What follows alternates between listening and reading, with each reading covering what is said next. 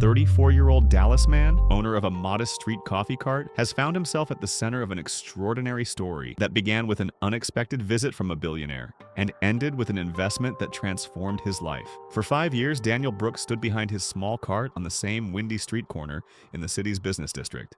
The cart was dented, the paint fading, and the profit barely reached $4,000 a year. "It was enough to pay rent for my tiny apartment, but not much else," Brooks later said. "No vacations, no safety net, just work every single day. Rain or shine, from 6 a.m. to 2 p.m., he served regular customers, office workers, delivery drivers, and the occasional tourist. He knew their orders by heart, and they knew him as the man who was always polite, even when the wind knocked over his napkin stand or the summer heat made the air feel like an oven." In late October, something unusual happened. As Brooks was wiping down his counter, a black SUV slowed to a stop beside the cart. Out stepped a tall man in his 50s, dressed in a crisp white shirt and tailored suit. He introduced himself as Khalid Al-Marwan, the CEO of a multinational corporation in Dallas for a brief business trip. According to Brooks, Khalid said he had tried his coffee the day before and called it the best in America. Moments later, he made an offer that left the vendor speechless: $100,000 in cash. That same day, in exchange for Brooks's recipe and brand. The condition, however, was written clearly in the single-page contract Khalid carried with him.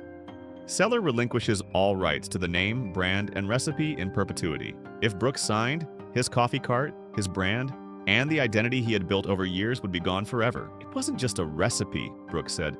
"It was my father teaching me how to roast beans in our tiny kitchen when I was 12. It was the only thing in my life that felt truly mine. The money could have solved everything. Paid off debts, repaired his failing car, covered his mother's much-needed knee surgery.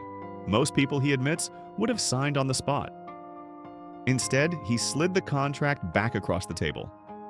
"No deal," he told Khalid. The CEO didn't argue, he simply nodded and said, "I respect that. But remember, most people sell." Then he left. For the next 2 weeks, Brooks wondered if he had made the biggest mistake of his life. But one cold November morning, the same black SUV returned. This time, Khalid wasn't inside. Instead, his head of U.S. operations stepped out with a new proposal.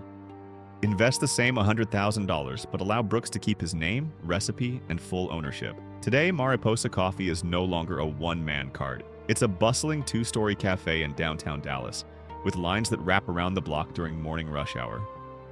Brooks still works behind the counter, greeting customers by name, serving the same coffee he refused to sell. "Most people in my position would have taken the first deal," he says with a quiet smile. "Would you?"